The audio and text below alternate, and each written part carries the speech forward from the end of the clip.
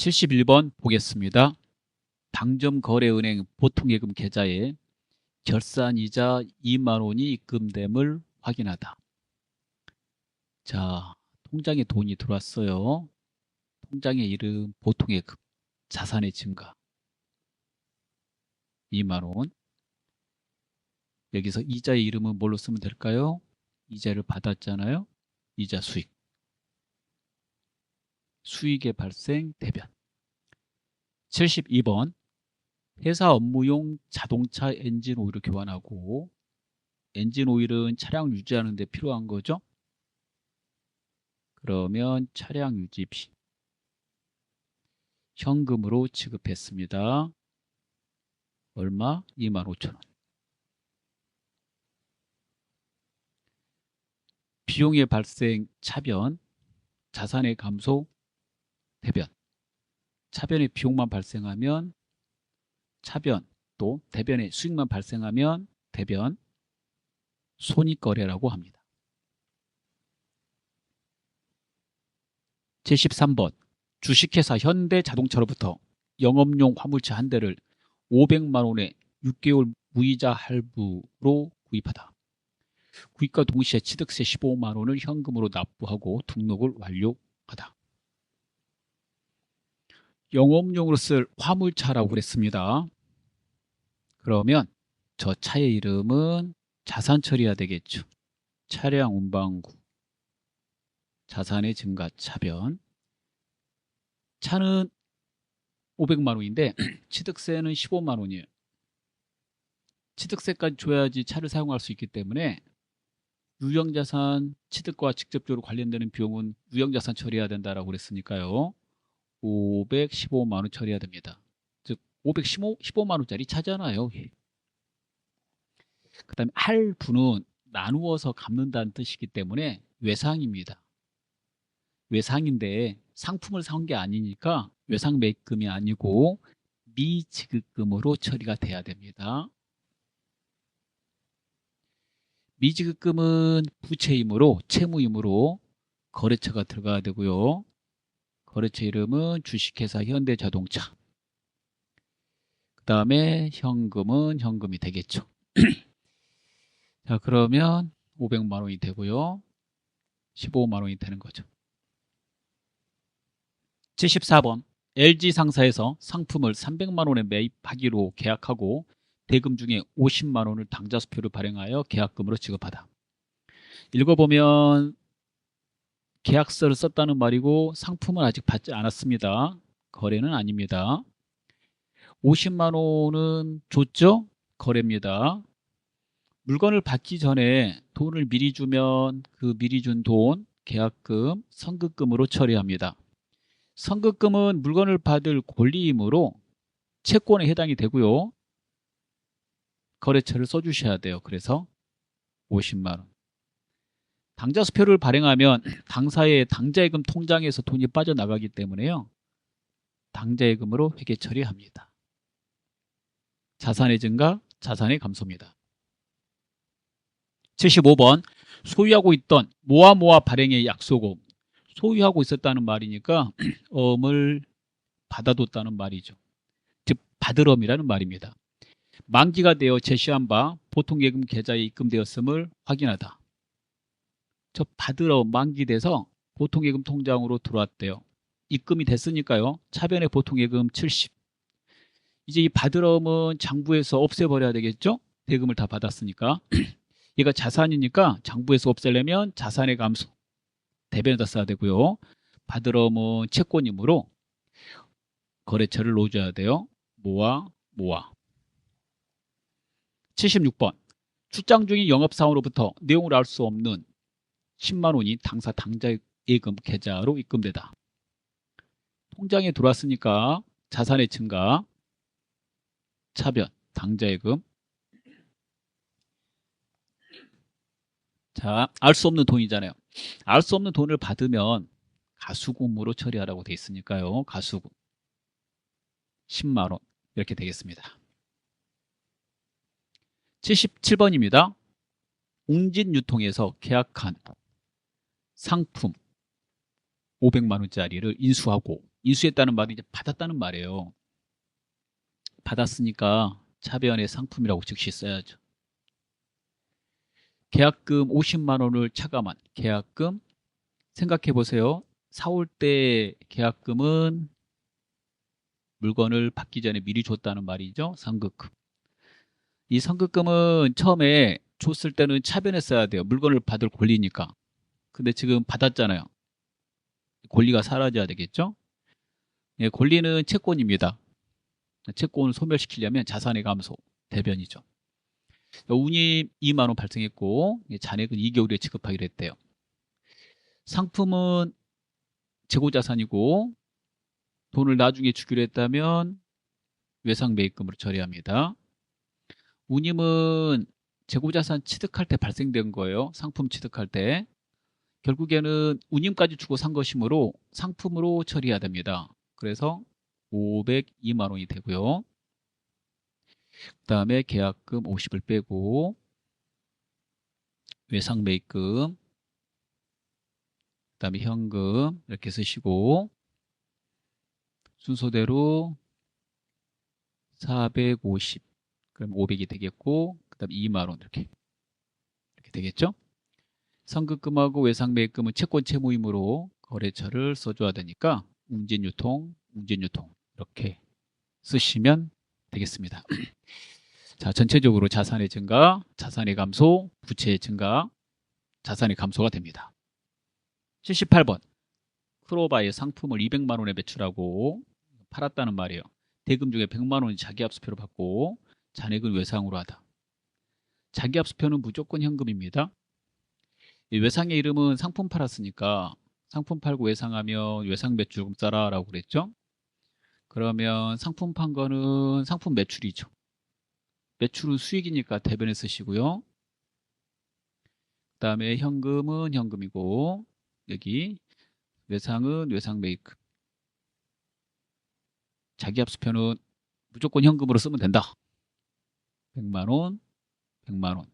외상 매입금은 외상 매출금이죠. 외상 매출금. 외상 매출금은 채권이잖아요. 채권이니까 거래처가 필요하죠. 크로바. 자산의 증가고요. 수익의 발생입니다. 이거 수익. 그 다음에 79번입니다. 거래처 직원과의 식대 5만 5천 원을 신용카드로 결제하다. 거래처 직원과 식대했으니까 접대한 거예요. 이거 접대비. 이렇게. 그 다음에 카드 외상이잖아요. 상거래가 아니니까 미지급금. 외상매입금은 상품 사올 때만 쓰기로 했으니까요. 재고자산. 그러면 5만 5천 원. 5만 5천 원 되겠죠. 카드는 농협카드. 이렇게.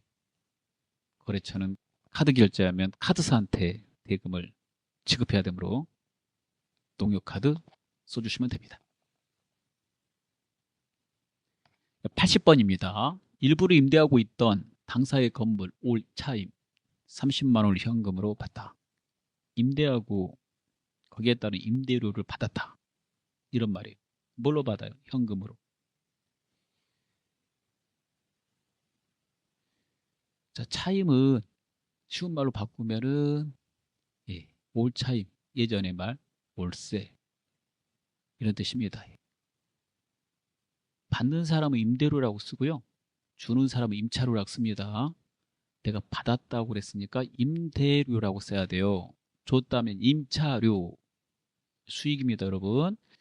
수익의 발생 대변 이렇게 되는 거죠. 81번 기말 외상매출금 잔액 1억 원에 대하여 1%의 대손충당금을 설정하다. 단 기말 외상매출금 대손충당금 잔액은 10만 원입니다. 결산일이 됐을 때 채권이 있으면 그 채권을 100% 회수할 수 있는지 없는지를 판단합니다. 100% 회수할 수 없으면 그 채권에 대해서 대손충당금을 설정하라고 돼 있어요. 회수할 수 없는 금액을 써줬어요. 1% 회수가 불가능하다고. 그러면은 1억에다가 곱하기 1% 하고요. 그 다음에 남아있는 거 10만 원. 이게 결산 시에 보충할 금액이거든요. 1%면 1억에 1%면 100만 원입니다. 100만 원만 만들면 되거든요. 설정할 금액은 100만 원인데 10만 원을 가지고 있어요. 그래서 10만 원 뺀 나머지 90만 이렇게 추가로 보충해요. 이를 보충법이라고 그러죠. 그래서 대손충당금을 설정할 때 보충법에 의해서 설정한다. 그 보충법 공식은 설정할 금액은 기말의 채권의 잔액 곱하기 대손 추정률 빼기 남아있는 해당 채권의 대손충당금 잔액입니다. 자, 그럼 회계 처리는 어떻게 하냐면요.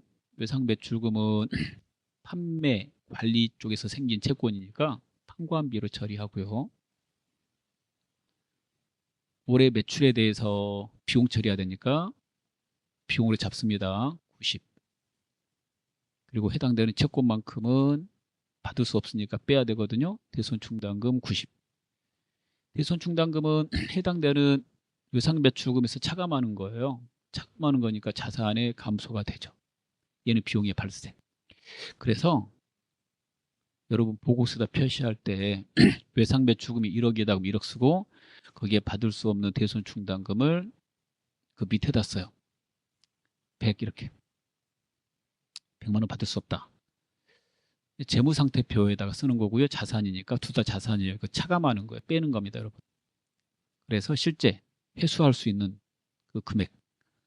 그래서 1억에서 100만 원 뺀 9,900 이렇게 보고서에다 표시해야죠. 이 돈을 장부금액 회수 가능액이라고 그럽니다. 그래서 이거 자산에서 빼는 거니까요. 대변에 써야 돼요. 자, 그 다음 거 보겠습니다. 82번. 태극 상사의 상품 300만 원어치를 팔고 대금 중에 200만 원 현금으로 받고 잔액은 외상으로 하다. 앞에서 풀었던 거 계속 나오고 있어요. 계속 복습하는 겁니다. 물건을 팔면 전체 판매한 금액은 매출 처리하라고 돼 있죠. 300만 원. 200은 현금으로 받았대요. 현금 200. 나머지 100만 원은 외상. 상품을 팔고 외상하면 외상 매출금. 그리고 외상 매출금에다 거래처는 채권이니까 써야 되는데 태극 상사. 이렇게 쓰시면 되겠습니다. 대변에다 상품 쓰면 틀려요, 여러분. 상품 매출 써야 돼요. 매출액을 가르쳐 줬잖아요. 300만 원치 매출했다. 그러면 상품 준 거 아닙니까? 그게 줬죠. 줬는데 원가가 얼마짜리인지는 아직 안 가르쳐 줬잖아요. 그건 나중에 처리하려고 그러는 거예요. 그래서 대변에 상품 쓰시면 안 돼요. 이 상품 매출은 수익이죠. 이 문제 지시에 따라서 푸는 거이기 때문에 지시에 따라서 풀다 보면 매출액만 처리하라는 그런 문제라는 걸 알 수가 있습니다. 83번입니다. 업무용 전화요금 10월분 5만 원을 국민은행에서 현금으로 납부했다. 전화요금은 쉽죠? 통신비. 비용이니까 차변, 현금, 자산이니까 자산의 감소, 대변 이렇게 됩니다.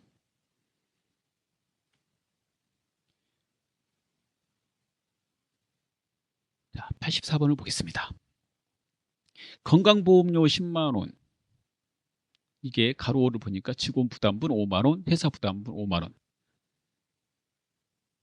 건강보험료는 직원과 회사가 절반씩 부담합니다. 자, 직원 부담분은 급여 나갈 때 떼서 예수금으로 잡아놓습니다. 회사 부담분은 납부할 때 복리후생비로 처리합니다. 건강보험료 회사 부담분은 복리후생비로 처리하고요. 한 가지 더 말하면 국민연금도 있거든요.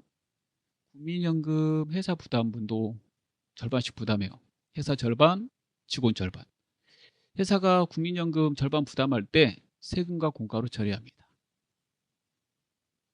건강보험료 회사 부담분은 복리후생비로 처리하고 납부했죠. 보통예금에서. 보통예금 통장에서 따라서 10만 원 나간 거예요. 10만 원은 어떻게 납부했냐면 직원한테 받아둔 돈하고 회사 부담분, 복리후생비 직원한테는 급여 나갈 때 소득세, 지방소득세, 보험료 이렇게 공개하거든요. 그럴 때 예수금으로 처리하나요? 예수금은 부채입니다. 국가나 기관에 납부하기 위해서 미리 받아둔 돈. 납부해야 되니까 납부할 의무를 가지고 있는 거죠. 지금 납부했다니까 의무가 사라졌어요. 의무는 채무잖아요. 그래서 채무를 없애려면 차변, 부채 감소. 이렇게 시험에 전산회계 2급은 건강보험료하고 국민연금만 나오고 있습니다. 보험은 4대 보험료가 4개가 있는데요. 이 2개만 알아두시면 되겠습니다. 85번입니다. 일용직 직원 김수환의 급여 150만 원을 현금으로 지급하다. 회사에는 일용직 직원과 상용직 직원이 있는데요. 상용직 직원의 급여는 급여로 처리하시는 거고 일용직 직원의 급여는 잡급으로 처리합니다. 잡급. 현금 150. 정리해보면요. 자, 사무직 직원 중에서 혹시 상용직이다 그러면 급여, 일용직이다 잡급 이렇게 처리해요. 상용직 직원, 상용직은 사무직이 아니라 생산직이다 그러면요. 임금, 상용직은, 일용직은 잡급 똑같아요. 생산직이나 사무직이나 일용직은. 그 일용직 직원의 급여의 이름은 잡급입니다. 참고로 급여가 나갈 때 기본급, 상여급, 직책수당, 연차수당 이렇게 쭉 나가거든요. 그럴 때 상여금은 그 수당을 상여금으로 처리해야 돼요. 나머지는 다 급여, 잡급 이렇게 처리합니다. 참고로 임금은 생산직 근로자한테 쓰는 거니까요. 전산회계 2급 시험에서는 안 나와요. 1급에서 1급 이상에서 나옵니다. 공장이 있어야 되니까 2급은 공장이 없어요. 도매, 소매업을 하는 회사이기 때문에 그렇습니다. 자, 86번을 보겠습니다. 장부상 현금보다 실제 시재액이 부족하여 현금 과부적으로 계상한 10만 원. 이거 차변에다 쓰는 거죠. 부족하면 부족한 건 차변에 쓰라고 해서 이 계정. 현금 과부족 계정 결산 시까지 온인을 파악하기 위해서 부족분이나 남는 거에 대해서 온인을 파악하기 위해서 쓰는 계정입니다. 그런데 결산일이 됐어요. 온인을 알 수 없대요. 온인을 알 수 없으면 현금 과부족 계정을 그대로 두지 말고요. 참고로 현금 과부족 계정은 보고서에 표시하면 안 되거든요. 그래서 그대로 두지 말고 부족분은 잡손실로 남는 거는 잡익으로 대체해서 보고서에 표시해야 된다 이거예요. 따라서 현금 과부족은 결산 보고서에 표시 안 돼요. 그래서 표시 안 되는 이유는 다른 계정으로 대체되기 때문이 그런데요. 지금 부족분이거든요. 부족분은 잡손실, 남는 거는 잡익 이렇게 대체돼요. 차변에는 현금 과부족이니까 대변을 옮겨주셔야 돼요. 그래야지 사라지게 됩니다. 10만 원씩. 잡손실은 비용이니까요. 차변에 썼습니다. 그래서 86번의 정답은 잡손실 현금 과부족이 되겠습니다. 87번입니다.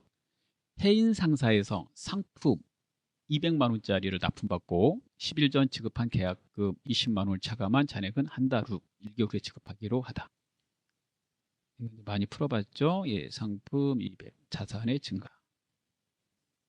그 다음에 계약금, 상품을 산 거니까 선급금 미리 줬겠죠? 자산의 감소, 채권이니까 거래처를 써줘야 돼요. 해인 상사. 그 다음에 지급하지 못한 돈은 상품 샀으니까 외상매입금 180 거래처를 해인 상사 이렇게 들어가겠죠. 하나는 채권, 하나는 채무, 부채의 증가, 대변.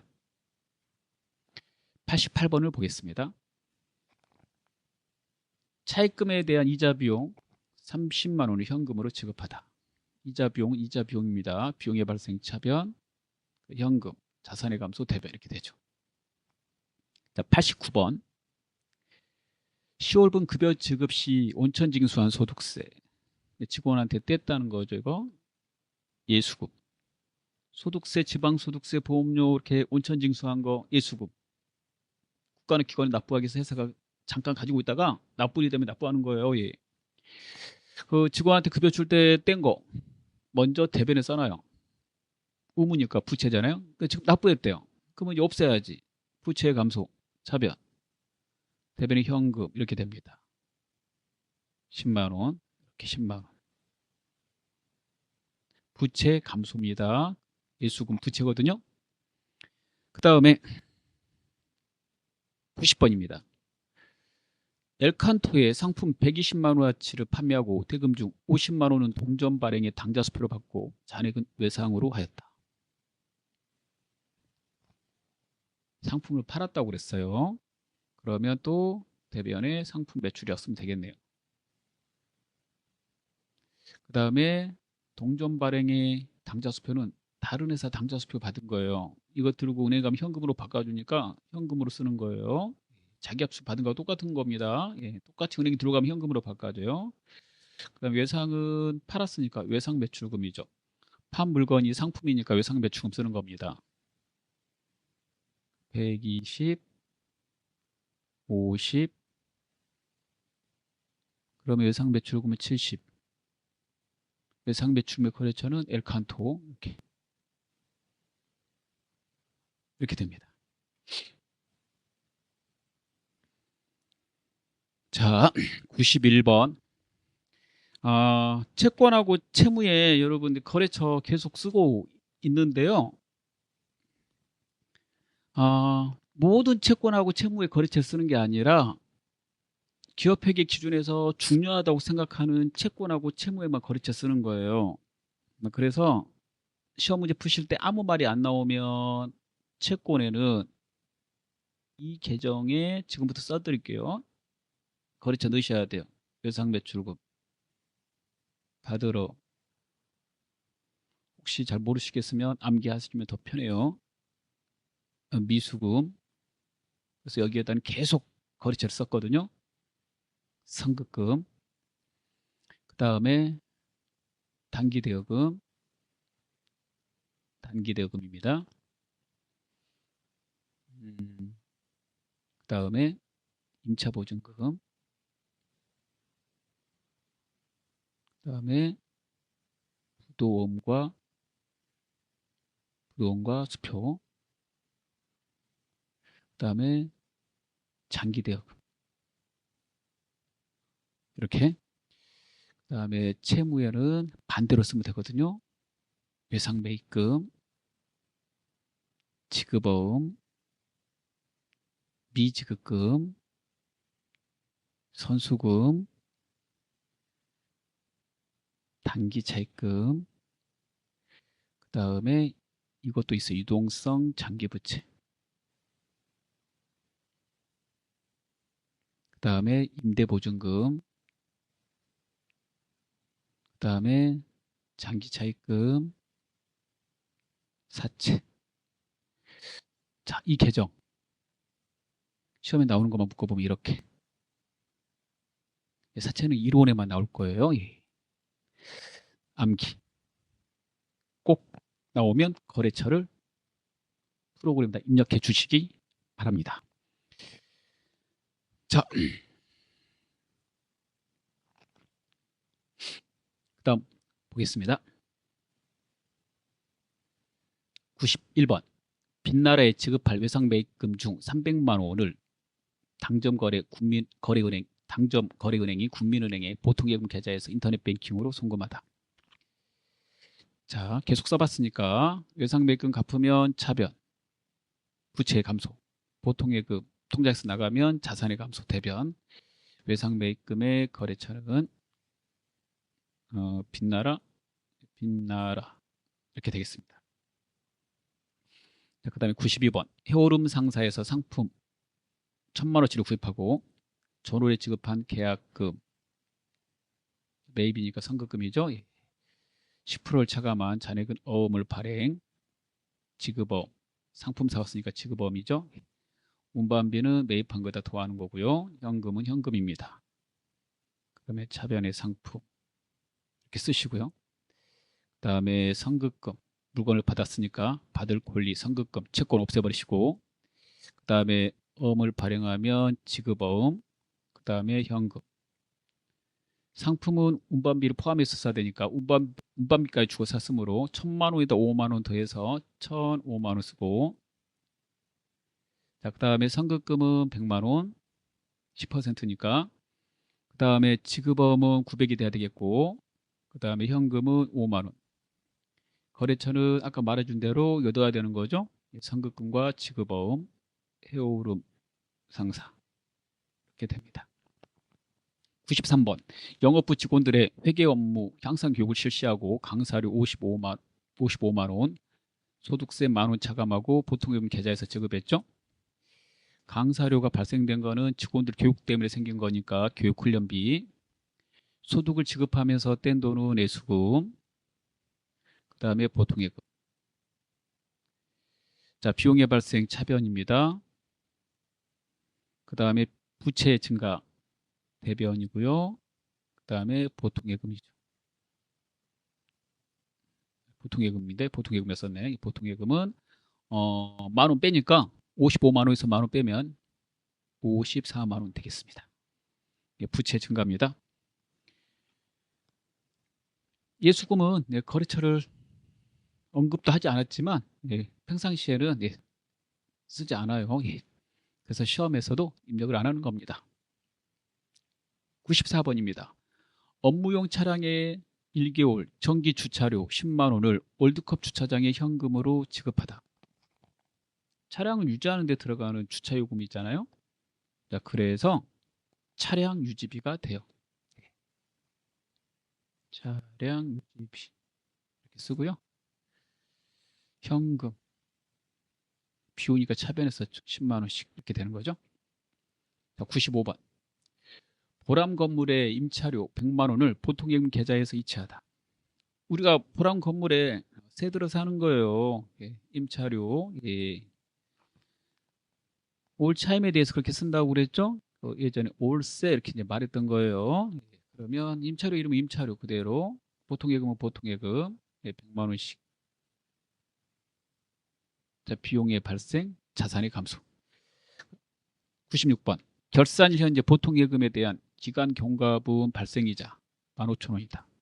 보통예금 통장에 기간 경과분, 즉 보통예금 통장에 12월 31일까지 발생된 이런 뜻이에요. 이자가 15,000원이래요. 보통예금 통장에 돈을 넣으면 이자가 발생해요. 지금 이자가 입금됐다는 말은 하지 않았어요. 발생됐다라고 했죠.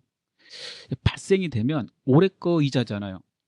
돈은 내년에 줄지라도 올해 이자라면은 올해 이자로 처리해요. 이자 수익. 이런 거는 정기예금 통장도 마찬가지예요. 정기예금 올해 6월에 들었다. 만기는 내년이다. 이자는 내년에 받는다. 그럴 때 이자 내년에 받는다고 전부 다 내년 이자 수익으로 처리하지 않습니다. 올해 발생된 만큼은 이렇게 기간 경과분에 대해서 계산을 해요. 계산해가지고 수익으로 잡아야 돼요. 그리고 아직 받지는 않았으니까요. 결산시까지 발생은 됐는데 받지 못한 수익은 미수 수익으로 처리해요. 미수 수익. 이 이름을 외워야 되겠죠. 미수 수익은 왜 차변에 썼냐면 자산이기 때문에. 자산의 증가. 내년에 이자를 받을 권리를 가지고 있잖아요. 수익의 발생. 권리니까 채권인데 이런 거는 거래처 안 써요. 그래서 거래처도 안 나오고 거래처도 쓰지도 않고 그래서 그냥 미수 수익, 이자 수익 이렇게 쓰시면 되겠습니다. 출제한 사람이 미수 수익에도 거래처를 넣어라. 그런 다음에 그때 이제 거래처를 프로그램에 쳐서 넣으시면 되겠죠. 평상시에 그런 말이 안 나오면 거래처를 쓰지 않는다. 입력하지 않는다. 이렇게 하시면 되겠습니다. 97번 우리은행으로부터 3천만 원을 연 이자율 5%로 12개월간 차입하고 차입 기간은 4월 1일부터 3월 31일이래요. 이자는 12개월 후 차입금 상환 시 일시에 지급하기로 하였다. 결산 분개를 하시오. 이자는 달로 계산하래. 그러면요. 지금 이자 받는 날은 아니에요. 이자 받는 날에 빌렸으니까 이자 주는 날은 아니에요. 근데 이자 비용 처리해야 될걸요? 왜요? 올해 발생분이 있으니까 올해 발생분 4월 1일부터 12월 31일까지는 발생됐잖아요. 1년치가 내년 3월 31일까지인데 내년 3개월분은 내년에 이자 비용 처리하시고 나머지는 올해 처리해야 된단 말이에요. 올해 발생했으니까 올해 이게 발생분이잖아요. 발생분이니까 기간 경과분에 대해서 비용을 잡아야 돼요. 수익도 마찬가지고. 그래서 9개월치죠. 9개월치. 그러면 3천만 원. 이자를 계산하려고 지금 그러는 거예요. 곱하기 연 이자가 5%래요. 5% 이렇게 하고 1년치 이자인데 9개월분만 계산해야 되니까 올로 계산하래요. 1년이 12개월이잖아요. 그중에서 9개월치 계산하니까 이렇게 3천만 원 곱하기 5% 곱하기 9하고 그 다음에 나누기 12 하면 돼요. 그러면은 이자가 계산이 될 거예요. 계산해 보면 계산기 쓰시는 거 이럴 때 이제 계산기 가져가는 거죠. 112만 5천 원 이렇게 이렇게 계산한 거 보이네 또. 예. 근데 주는 날은 아니거든요. 내년에 주기로 했잖아요. 결산 시까지 발생된 비용인데 지급일이 아니다. 그래서 미지급 비용. 내년에 반드시 줘야 될 의무를 가지고 있는 거죠. 그래서 이거 부채예요, 부채. 부채 계정에 보면 유동부채 있을 거예요. 부채 증가. 자, 은행에다 갚는 거예요. 이거 이자는. 은행에서 빌렸으니까. 근데 우리은행이라고 시험 보실 때 입력을 안 하셔도 돼요. 예. 예, 특별히 입력을 하세요. 그럴 때만 하는 거예요. 평상시에 거래처 관리를 잘 안 하기 때문에 시험 볼 때는 앞에서 써드린 채권 채무에만 거래처 입력하시면 되겠습니다. 이것도 알아두셔야 되겠습니다. 자, 98번입니다. 1년치 영업부 보증보험료 이렇게 되어 있네요. 120만 원을 보통예금 계좌에서 이체하면서 전액 비용 계정인 보험료로 처리했대요. 보험료로 너무 많이 처리했어요. 비용으로. 내년 6개월분까지 처리돼 있잖아요. 그러면은 그게 발생된 것만 처리해야 되니까 7월부터 12월 거까지만 비용으로 잡아야 되는데 내년 6월 거까지 잡았으니까요. 내년 6월치는 빼야 되겠죠.